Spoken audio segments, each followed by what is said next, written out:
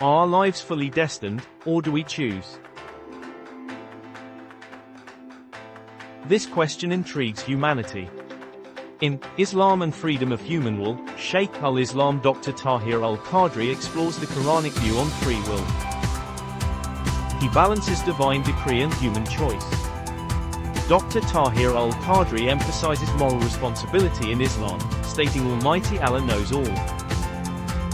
Yet, individuals shape their fate through their actions. Choice is a sacred trust from the Creator, a responsibility to act wisely, not rebellion. The book connects faith with philosophy, showing how reason and revelation can coexist. Every decision influences your path forward, just like at a crossroads.